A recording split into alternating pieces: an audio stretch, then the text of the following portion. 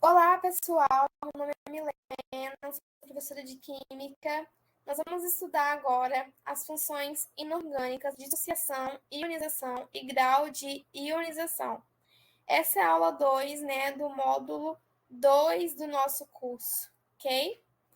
Na aula anterior, na parte introdutória do conteúdo de funções inorgânicas, eu citei muito a questão de ionização, dissociação, né? Definir a força dos ácidos a partir do grau de ionização. Definir a força das bases a partir do grau de dissociação. Mas o que é isso? Como eu faço para classificar a força das bases e dos sais a partir desses conceitos, né? E na nossa aula de hoje será específica disso, ok? Primeiro, pessoal, nós vamos estudar o que é ionização, tá? Ionização é uma reação química que origina íons a partir de substâncias moleculares colocadas em água. Pessoal, olha que conceito importante, né? E que vai valer aí para as nossas próximas aulas. Né? Assim, a gente pode dizer que a ionização é um processo de formação de íons. Os ácidos são exemplo de substâncias que sofrem ionização quando colocados em água. Milena, como é que ocorre esse processo de ionização? Então, ele é colocado na água o ácido clorídrico. Né? Ácido clorídrico é um ácido. Eu falei muito na aula anterior sobre esse ácido, né? Ele é colocado em água e vai sofrer ionização. O que acontece quando ele coloca em água? Ele vai formar íons. Que íons são esses? Íons H+, e íons Cl-. Por quê? Porque a ligação química entre o hidrogênio e o cloro é quebrada, né? E aí nós temos a formação desses íons, que são circundados pela água, ok? Acho que agora ficou bem mais fácil de compreender como é esse processo.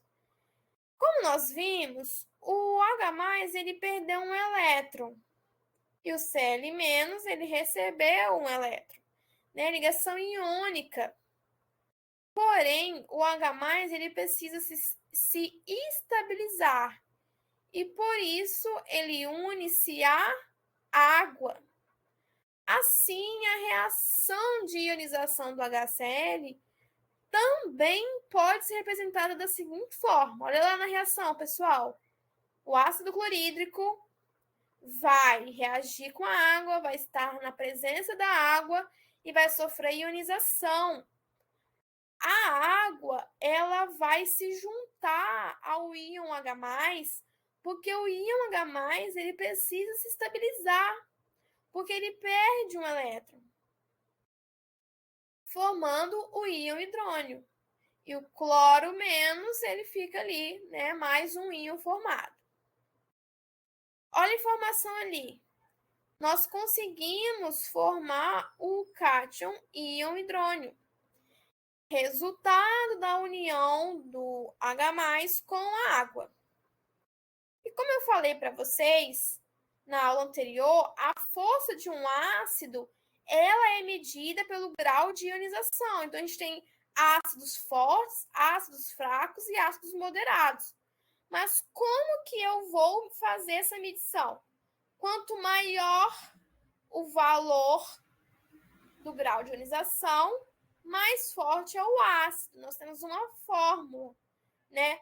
Número de moléculas ionizadas dividido pelo número de moléculas dissociadas, ok? E aí eu trouxe para vocês aí um exemplo para a gente utilizar a fórmula e calcular. Né? Olha lá o exemplo. O cálculo do grau de ionização do ácido acético, Ele informou ali o número de partículas do ácido que foram dissociadas foi 200. O número de partículas que foram ionizadas foi 5. Seguindo a fórmula, 5 dividido por 200 dá 0,025 ou 2,5% quando a gente multiplica o resultado por 100 para estar em porcentagem, né? Matemática. E a gente pode seguir essa tabelinha para classificar se ele vai ser forte, moderado ou fraco. Se o seu resultado tiver um grau de ionização superior a 50%, eu classifico como um ácido forte, né? Se ele estiver entre 5% a 50%, eu classifico como moderado. E se ele for fraco, é porque ele é inferior a 5%. Ok, estudamos ionização e grau de ionização. Agora a gente consegue medir a força do ácido. Né? Agora a gente consegue compreender o comportamento do ácido quando ele está presente na água. Agora nós vamos estudar sobre a dissociação.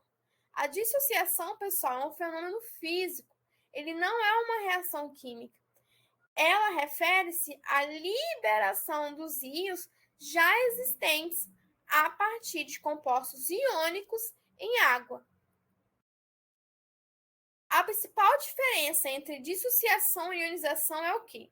Que a ionização, a gente tem a formação dos íons, como eu falei.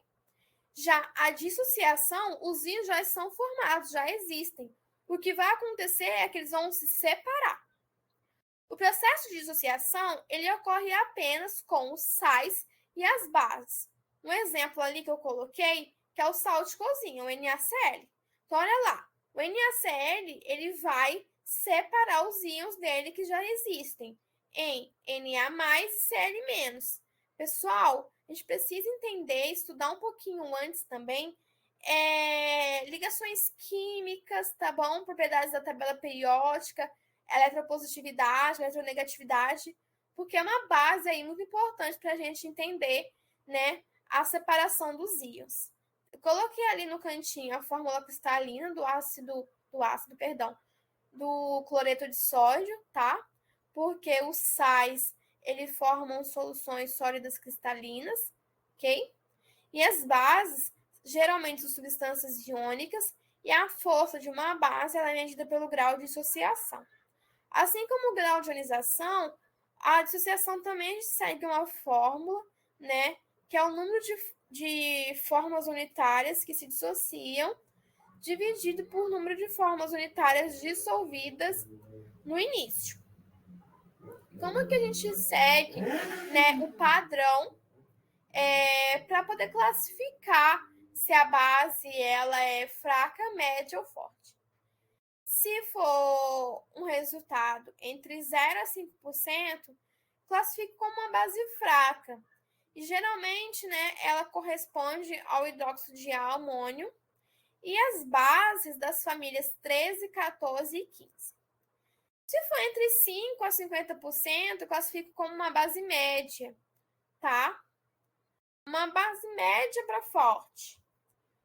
E se for acima de 50%, já é uma base forte mesmo, né? E ela vai corresponder às bases dos metais alcalinos e a dos metais alcalinos terrosos, com uma exceção do óxido de magnésio, que ela é uma base fraca, ok?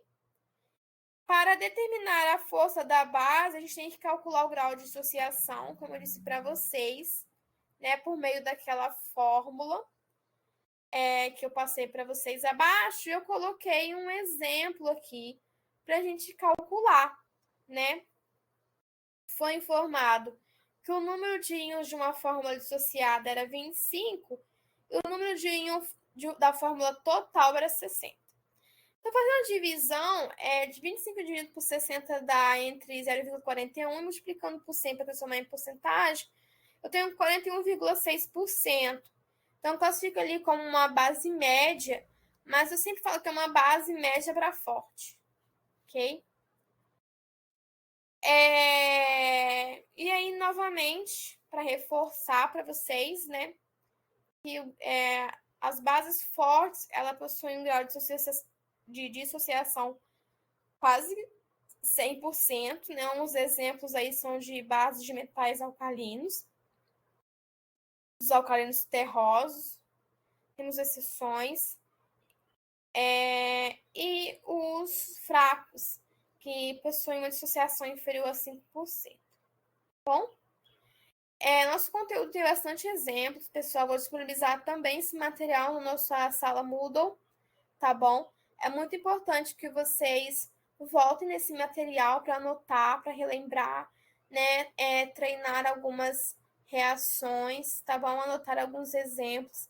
São diversas moléculas, sempre lembrar das exceções, tá bom? Não são muitas, mas são importantes, tá bom?